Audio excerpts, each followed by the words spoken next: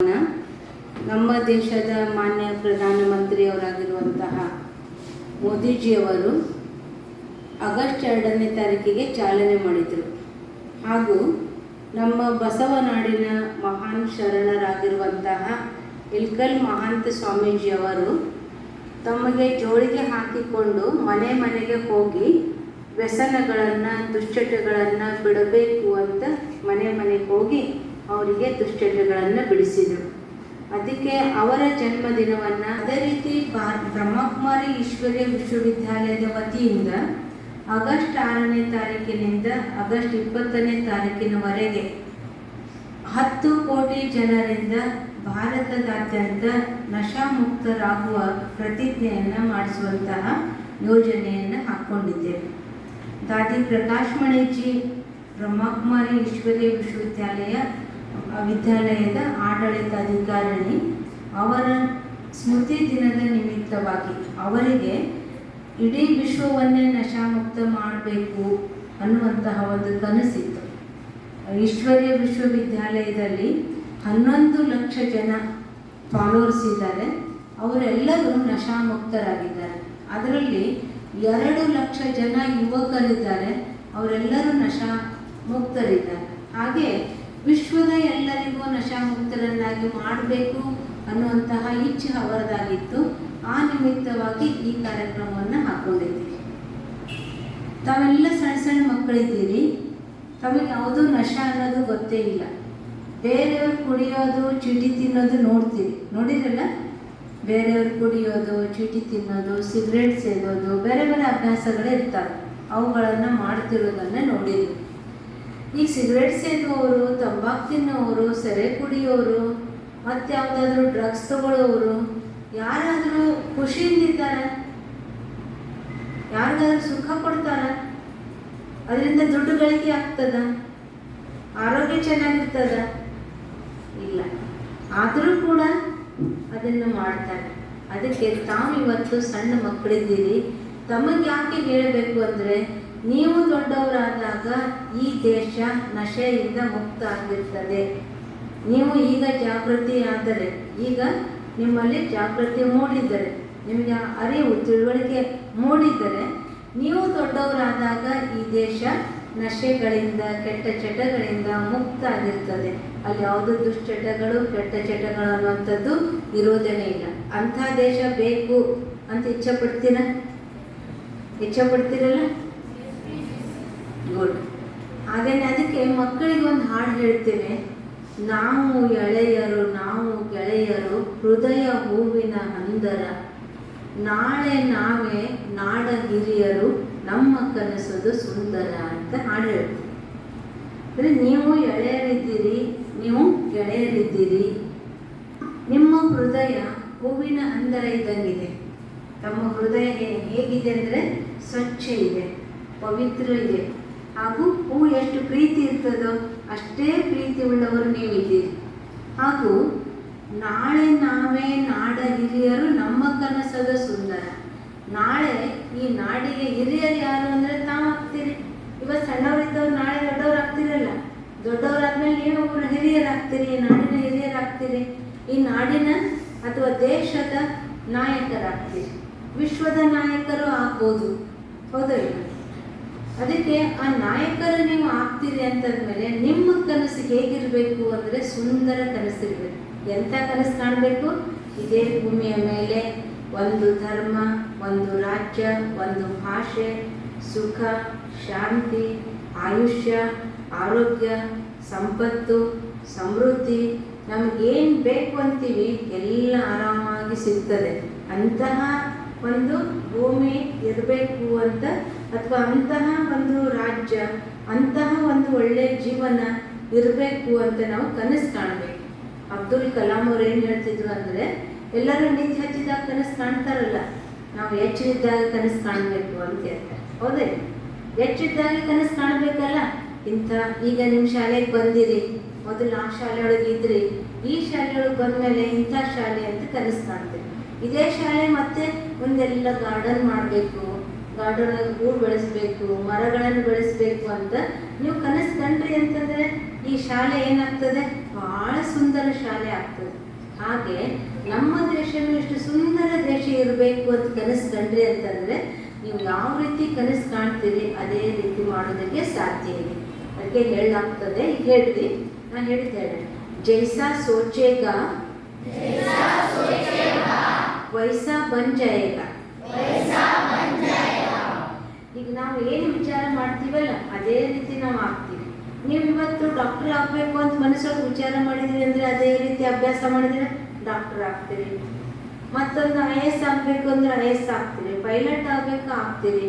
ನೀವೇನು ಆಗಬೇಕು ಅಂತೀರಿ ಅದನ್ನು ದಿನ ನಾ ಹಿಂಗೆ ಆಗಬೇಕು ಅಂತ ವಿಚಾರ ಮಾಡಿ ಮಾಡಿ ಮಾಡಿ ಅದರಂತೆ ಪ್ರಯತ್ನನೂ ಮಾಡಬೇಕು. ಪ್ರಯತ್ನ ಮಾಡಿದರೆ ಆಗ್ತದೆ. ನೀವು ತಟ್ಟೆ ಮುಂದಿಟ್ಕೊಂಡು ಊಟ ಮಾಡಬೇಕು ಅನ್ಬೋದು ಕುಂತ್ರೆ ಹೊಟ್ಟೆ ತುಂಬ್ತದ? ಆ ತಟ್ಟೆ ಒಳಗಿನ ಊಟ ಬಾಯಿಯೊಳಗೆ ಬರ್ತದ? ಇಲ್ಲ. ಊಟ ಮಾಡಬೇಕಲ್ಲ, ಹಚ್ಚಿಟ್ಕೊಂಡಿರೋದು ಊಟ ಮಾಡಬೇಕು, ಅವಾಗ ಹೊಟ್ಟೆ ತುಂಬ್ತದೆ. ಹಾಗೆ ನೀವು ಏನು ಮಾಡಬೇಕು ಅಂತೀರಿ ಅದರಂತೆ ನೀವು ಸತತ ಪ್ರಯತ್ನ ಮಾಡಿದರೆ, ಸತತ ಪ್ರಯತ್ನ ಪರಿಶ್ರಮ ಇತ್ತು ಅಂತಂದರೆ ಅಲ್ಲಿ ಸಫಲ ಆಗೇ ಆಗ್ತದೆ. ಆದ್ದರಿಂದ ತಾವೆಲ್ಲರೂ ಇದೇ ಸಂಕಲ್ಪ ಮಾಡಿರಿ, ನಮ್ಮ ಭಾರತ ನಶಾ ಮುಕ್ತ ಭಾರತ. ಈಗ ಹೇಳ್ರಿ, ನನ್ನ ಭಾರತ ನಶಾಮುಕ್ತ ಭಾರತ, ನನ್ನ ಭಾರತ ವಿಕಸಿತ ಭಾರತ, ನನ್ನ ಭಾರತ ಸುಂದರ ಭಾರತ. ಇದನ್ನೇನು ಮಾಡ್ಬೇಕು, ನಾವು ಕನಸು ಕಾಣಬೇಕು, ಅದರಂತೆ ಪ್ರಯತ್ನ ಮಾಡಬೇಕು. ನೀವು ದೊಡ್ಡವರಾದಾಗ ಸುಂದರವಾದಂತಹ ಭಾರತದ ನಿರ್ಮಾಣ ಆಗ್ತದೆ. ಆ ಉದ್ದೇಶದಿಂದ ನಾವು ಆಮೇಲೆ ಈಗ ನೋಡಿ, ನಿಮ್ಗೆ ಬೇರೆ ಯಾವುದೋ ನಶೆ ಇಲ್ಲ, ಅದರ ಒಂದು ನಶೆ ಅದ. ಏನು ಅಂತಂದರೆ ಏನು ಹೇಳ್ರಿ, ಮೊಬೈಲ್ ನೋಡಬೇಕು ಅಂತ. ಹೌದಾ ಇಲ್ಲ? ಮೊಬೈಲ್ ನೋಡಬೇಕು ಅಂತ ನಿಮ್ಮ ಮಮ್ಮಿ ಪಪ್ಪನಿಂದ ಮೊಬೈಲ್ ಕೊಡು, ಸ್ವಲ್ಪ ಕೊಡು ಇಷ್ಟೇ ಅಂತೀರಿ. ಮಮ್ಮಿ ಪಪ್ಪ ಸ್ಟ್ರಿಕ್ಟ್ ಮಾಡಿದರೆ ಅಜ್ಜಿ ಕಡೆ ಹೋಗ್ತೀರಿ, ಸ್ವಲ್ಪ ಕೊಡು ಅಂತೀರಿ. ಹೌದಾ ಇಲ್ಲ? ಈಗ ನೀವು ಮೊಬೈಲ್ ನೋಡಬೇಕು ಅಂತ ಅನಿಸ್ತದೆ. ಆದರೆ ಮೊಬೈಲ್ ನೋಡೋದು ಎಷ್ಟು ನೋಡಬೇಕು ಅಷ್ಟೇ ನೋಡಬೇಕು, ಚೆನ್ನಾಗಿ ಅಭ್ಯಾಸ ಮಾಡಬೇಕು.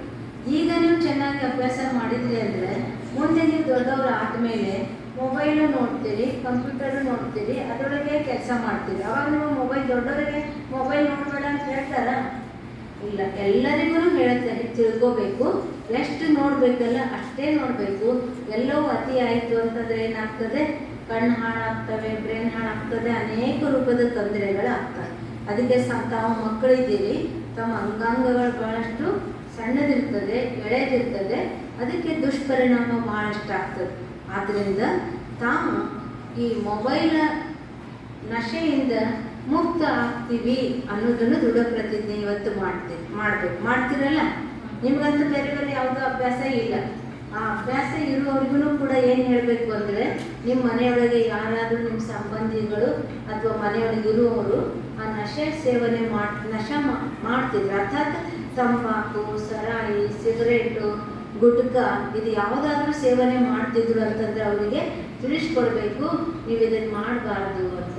ನಮ್ಮ ಶಾಲೆಯೊಳಗೆ ಹೇಳ್ಯಾರೆ, ಅದಕ್ಕೆ ನಾವು ಮುಟ್ಟೋದಿಲ್ಲ, ನೀವು ಅದನ್ನು ಮುಟ್ಟಬಾರ್ದು ಅಂತ ಅವರಿಗೆ ತಿಳುವಳಿಕೆ ಕೊಡಬೇಕು, ಜಾಗೃತಿ ಮೂಡಿಸ್ಬೇಕು. ಮಾಡ್ತೀರಲ್ಲ? ಅದರ ಜೊತೆಗೆ ಇನ್ನೊಂದು, ನೀವು ಏನು ಸಂಕಲ್ಪ ಮಾಡ್ತಿರಲ್ಲ, ಏನು ವಿಚಾರ ಮಾಡ್ತಿರಲ್ಲ, ನಮ್ಮ ಥಾಟ್ಸ್ ಯಾವಾಗಲೂ ಪಾಸಿಟಿವ್ ಆಗಿರಬೇಕು. ಈಗ ನೀವು ಅಭ್ಯಾಸ ಮಾಡ್ತೀರಿ, ಟೆಸ್ಟ್ ಇದೆ, ಎಕ್ಸಾಮ್ ಇದೆ, ನಾನು ಪಾಸ್ ಆಗ್ತೀನೋ ಇಲ್ಲೋ, ಮಾರ್ಕ್ಸ್ ಕಡಿಮೆ ತಗೋತೀನೋ ಏನೋ, ಹೆಂಗೆ ಮಾಡ್ತೀನೋ ಏನೋ, ಏನಾಗ್ತದೋ ಏನೋ ಅಂಥ ವಿಚಾರ ಬರಬಾರ್ದು. ಏನು ವಿಚಾರ ಇರಬೇಕು ಅಂದರೆ, ಏನು ಮಾಡ್ತೀನಿ ನಾನು ಚೆನ್ನಾಗೇ ಮಾಡ್ತೀನಿ ಅನ್ನುವಂಥದ್ದು ದೃಢತೆ ಇರಬೇಕು. ಅದಕ್ಕೆ ಹೇಳಾಗ್ತದೆ, ದೃಢತೆಯೇ ಸಫಲತೆಯ ಬೀಗದ ಕೈ. ಎಲ್ಲಿ ದೃಢತೆ ಇರ್ತದೋ ಅಲ್ಲಿ ಸಕ್ಸಸ್ ಅನ್ನುವಂಥದ್ದು ನಮ್ಮ ಬೆನ್ನಿಂದೇನೆ ಇರ್ತದೆ. ಆದ್ದರಿಂದ ಸದಾಕಾಲ ಸಕಾರಾತ್ಮಕ ಅಂದರೆ ಒಳ್ಳೆಯ ವಿಚಾರಗಳನ್ನು ಮಾಡಬೇಕು. ಯಾವುದೇ ನಮ್ಮ ಮನಸ್ಸು, ಮಾತು, ಕರ್ಮದಿಂದ ಕೆಟ್ಟ ಕರ್ಮ ನಮ್ಮಿಂದ ಆಗಬಾರ್ದು. ಯಾವಾಗಲೂ ಒಳ್ಳೆಯ ಕರ್ಮ ಮಾಡಬೇಕು.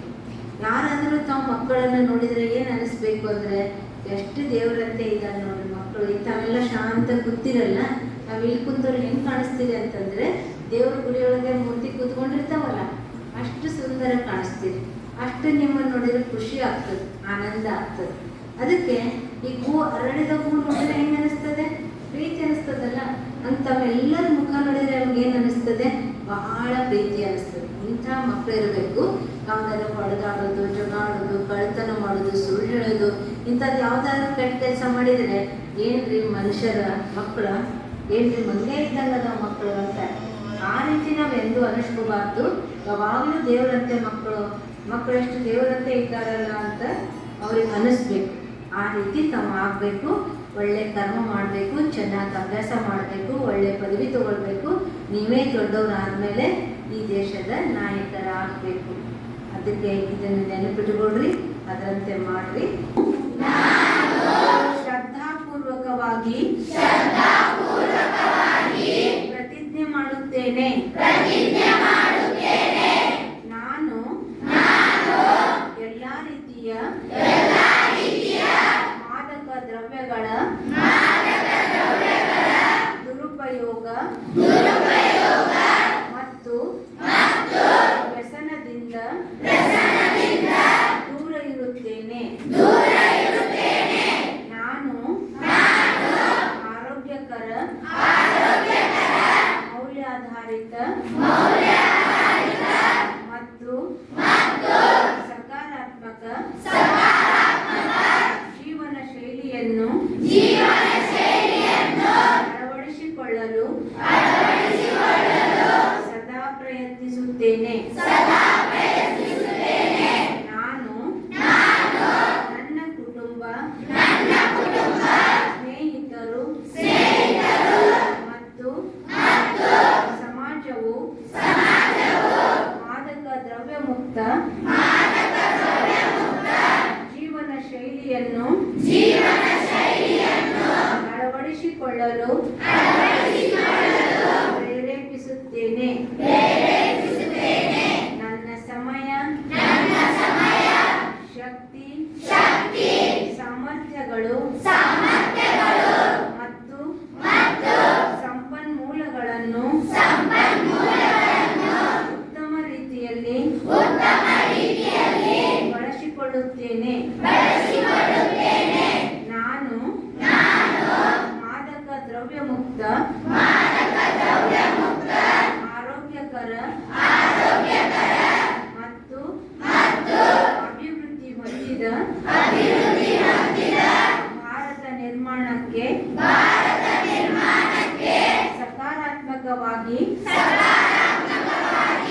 ಕೊಡುಗೆ ನೀಡುತ್ತೇನೆ. ವಿಕಸಿತ ಭಾರತ, ನಶಾಮುಕ್ತ ಭಾರತ. ಜೈ ಹಿಂದ್, ಜೈ ಕರ್ನಾಟಕ ಮಾತೆ.